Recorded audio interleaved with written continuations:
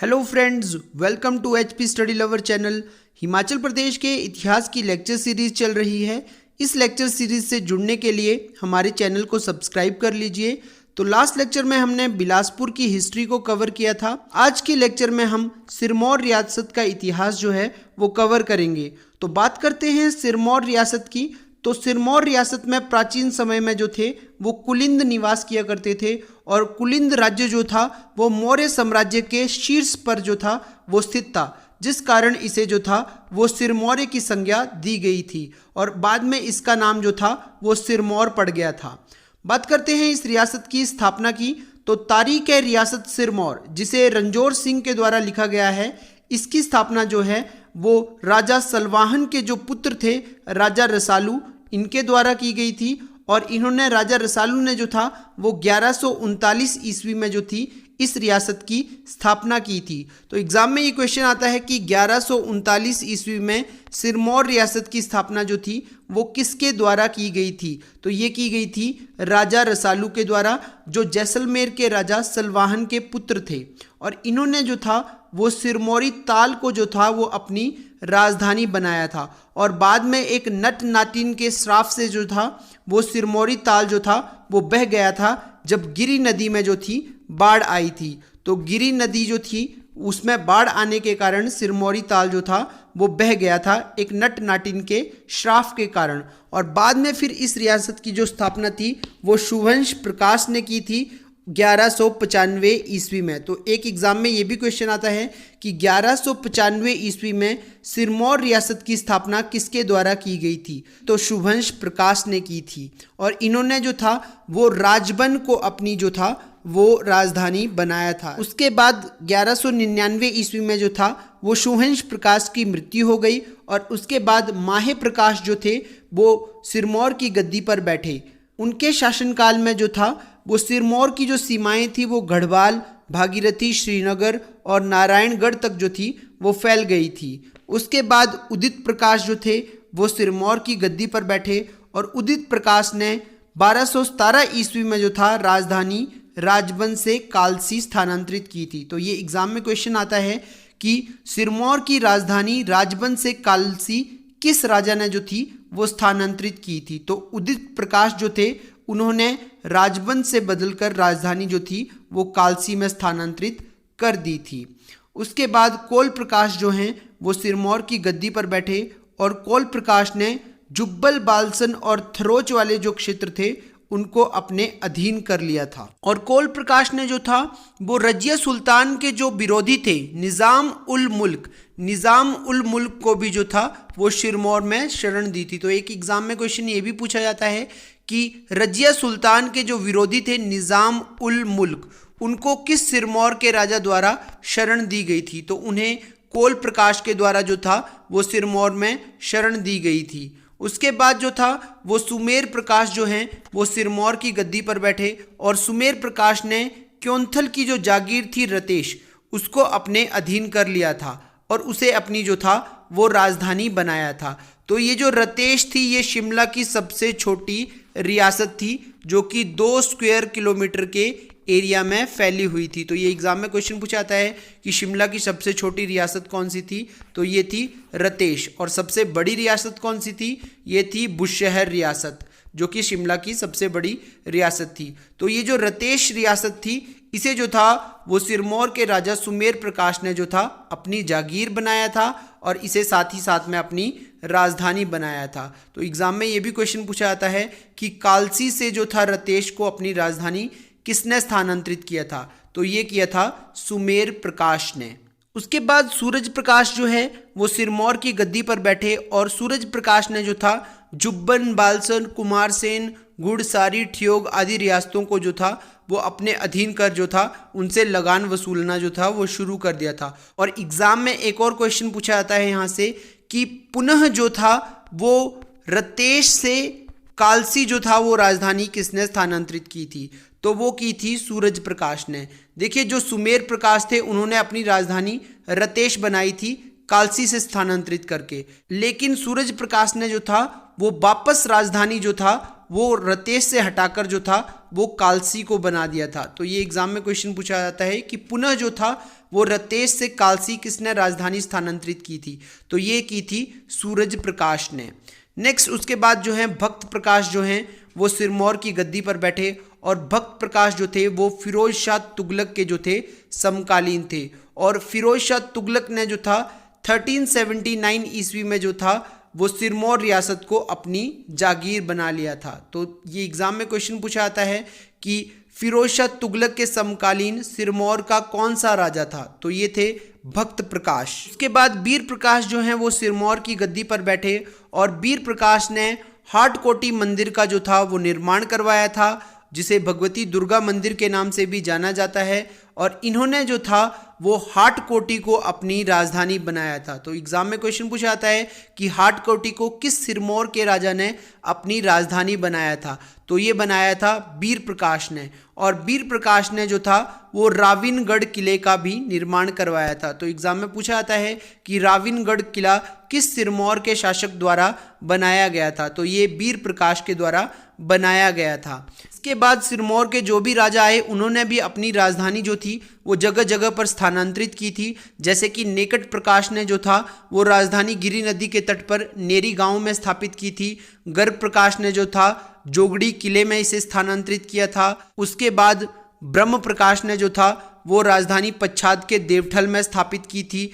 धर्म प्रकाश ने देवठल से बदलकर पुनः कालसी कर दी। तो ये आपको 2-3 राजधानियां जो हैं वो याद रखनी है कि किसने कब कब जो था वो स्थानांतरण किया था। उसके बाद जो थे वो दीप प्रकाश जो थे वो गद्दी पर बैठे और दीप प्रकाश ने जो था सिरमौर में जो था 1573 ईस्वी में बाला सुंदरी के मंदिर का निर्माण करवाया था। तो एग्जाम में ये क्वेश्चन पूछा जाता है कि त्रिलोकपुर में जो बाला सुंदरी का मंदिर है उसे कब और किस शासक द्वारा बनाया गया, तो इसे 1573 ईस्वी में बनवाया गया था और इसे जो था वो दीप प्रकाश के द्वारा बनवाया गया था। के बाद कर्म प्रकाश जो हैं वो सिरमौर की गद्दी पर बैठे और कर्म प्रकाश ने 1621 ईस्वी में जो था वो राजधानी कालसी से नाहन स्थानांतरित की थी। तो अगर सिरमौर के इतिहास में कुछ इंपॉर्टेंट है तो ये राजधानियों का जो स्थानांतरण है ये काफ़ी इंपॉर्टेंट है और लगभग इसी से जो है एग्जाम में इंपॉर्टेंट क्वेश्चन पूछा जाता है। तो राजधानी कालसी से नाहन जो था वो कर्म प्रकाश ले गया था और कर्म प्रकाश ने नाहन शहर की भी स्थापना करवाई थी। तो ये एग्जाम में क्वेश्चन पूछा जाता है कि नाहन शहर की स्थापना किस शासक द्वारा करवाई गई थी, तो ये सिरमौर के राजा कर्म प्रकाश के द्वारा करवाई गई थी और इन्होंने ही नाहन किले की भी नींव रखी थी। तो ये 3 इंपॉर्टेंट क्वेश्चन जो हैं वो कर्म प्रकाश से पूछे जाते हैं।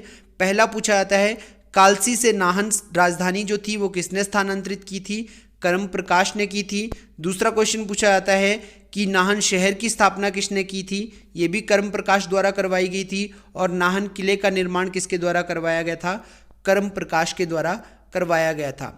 उसके बाद मंधाता प्रकाश जो हैं वो सिरमौर की गद्दी पर बैठे और ये शाहजहां के समकालीन थे। तो पूछा जाता है कि सिरमौर का कौन सा राजा जो था वो शाहजहां का समकालीन था, तो मंधाता प्रकाश जो थे वो शाहजहां के समकालीन थे। उसके बाद मेदिनी प्रकाश जो हैं वो सिरमौर की गद्दी पर बैठे और मेदिनी प्रकाश के शासनकाल में जो थे गुरु गोविंद सिंह जो थे वो नाहन और पोंटा साहिब आए थे और इन्होंने जो था उस समय 1686 ईस्वी में जो था वो पोंटा साहिब में भगानी साहिब का जो था वो युद्ध लड़ा था। और ये जो भगानी साहिब का युद्ध था ये बिलासपुर के राजा भीमचंद और गुरु गोविंद सिंह के बीच जो था वो लड़ा गया था 1686 ईस्वी में। और मेदिनी प्रकाश ने जो था वो अपने शासनकाल में जगन्नाथ मंदिर का जो था वो 1681 में जो था वो निर्माण करवाया था। उसके बाद जगत प्रकाश जो हैं वो सिरमौर की गद्दी पर बैठे और जगत प्रकाश ने जो था गुलाम रोहिल्ला को युद्ध में हराकर जो था वो कटासन देवी मंदिर का जो था वो निर्माण करवाया था 1785 ईस्वी में। तो पूछा जाता है कि कटासन देवी मंदिर का निर्माण किस शासक द्वारा करवाया गया है, तो ये सिरमौर के राजा जो जगत प्रकाश थे इनके द्वारा 1785 ईस्वी में जो था वो करवाया गया था। उसके बाद धर्म प्रकाश जो हैं वो सिरमौर की गद्दी पर बैठे और इन्होंने जो था वो महाराजा संसार चंद के साथ जो था वो युद्ध लड़ा था और इस युद्ध में जो था इनकी मृत्यु हो गई थी। तो जो सिरमौर के राजा धर्म प्रकाश थे इन्होंने महान चंद जो कि बिलासपुर के राजा थे इनका साथ दिया था। और ये किसके विरुद्ध लड़े थे? महान चंद और धर्म प्रकाश दोनों लड़े थे महाराजा संसार चंद के खिलाफ। और इस युद्ध में जो था वो धर्म प्रकाश की मृत्यु हो गई थी। इसके बाद जो है वो कर्म प्रकाश द्वितीय जो हैं वो सिरमौर की गद्दी पर बैठे। और इनके समय में जो था इनके अपने ही भाइयों ने इनके खिलाफ जो था वो विद्रोह छेड़ दिया था। मतलब घरेलू विद्रोह जो था वो शुरू हो गया था। और ये खुद जो थे वो कांगड़ा किले में रहने लगे थे। और बाद में इन्होंने जो था वो गोरखों को आमंत्रित किया था। और गोरखों के जो सरदार थे अमर सिंह थापा, इनके जो पुत्र थे रंजोर सिंह, तो रंजोर सिंह थापा ने जो था वो 1809 ईस्वी में जो था सिरमौर रियासत को अपने अधीन कर लिया था। और वहाँ पर उन्होंने जो था वो जातक दुर्ग का निर्माण करवाया था। तो एग्जाम में ये क्वेश्चन पूछा जाता है कि जो जातक दुर्ग था उसका निर्माण किसके द्वारा करवाया गया था। तो आपको याद रखना है ये जो जातक दुर्ग था ये अमर सिंह थापा के जो पुत्र थे रणजोर सिंह उनके द्वारा जो था बनवाया गया था। और 1809 में इन्होंने सिरमौर रियासत को अपने अधीन कर लिया था। उसके बाद फतेह प्रकाश ने जो है वो 1815 से लेके 1850 ईस्वी तक सिरमौर की गद्दी पर शासन किया। और इन्होंने जो था 1815 ईस्वी में जो था जातक दुर्ग से गोरखों को निकाल दिया था। और इन्होंने जो था वो नाहन में जो था शीश महल और मोती महल का निर्माण करवाया था। तो ये भी पूछा जाता है कि सिरमौर के किस शासक ने शीश महल और मोती महल का निर्माण करवाया था। तो ये करवाया गया था फतेह प्रकाश के द्वारा। और गोरखों को जो जातक दुर्ग से निकाला था वो भी फतेह प्रकाश ने निकाला था 1815 ईस्वी में। और गोरखों ने 1809 ईस्वी में जो था वो सिरमौर रियासत को अपने अधीन रखा था। तो एग्जाम में ये भी क्वेश्चन आता है कि सिरमौर रियासत जो थी वो कब से कब तक जो था वो गोरखों के अधीन रही। तो 1809 से लेके 1815 तक जो थी वो सिरमौर रियासत गोरखों के अधीन रही। उसके बाद शमशेर प्रकाश जो हैं वो सिरमौर की गद्दी पर बैठे। और शमशेर प्रकाश ने 1857 के विद्रोह में जो था वो अंग्रेजों का साथ दिया था। तो पूछा जाता है सिरमौर के किस शासक ने 1857 की क्रांति में अंग्रेजों का साथ दिया था। तो ये थे शमशेर प्रकाश। और इसके साथ साथ इन्होंने अपने शासनकाल में नाहन फाउंड्री, रानीताल बाग, नाहन म्युनिसिपल कमेटी की भी स्थापना करवाई थी। तो ये एग्जाम में क्वेश्चन आता है कि रानीताल बाग हिमाचल प्रदेश के किस जिले में स्थित है। तो आपको याद रखना है ये सिरमौर में स्थित है। और इन्हीं के शासनकाल में जो था 1808 ईस्वी में जो था वो लॉर्ड रिपन नाहन आए थे। और 1885 ईस्वी में जो था लॉर्ड डफरिन ने नाहन की यात्रा की थी। और 1878 ईस्वी में जो था वो लॉर्ड लिंटन जो थे वो सिरमौर आए थे।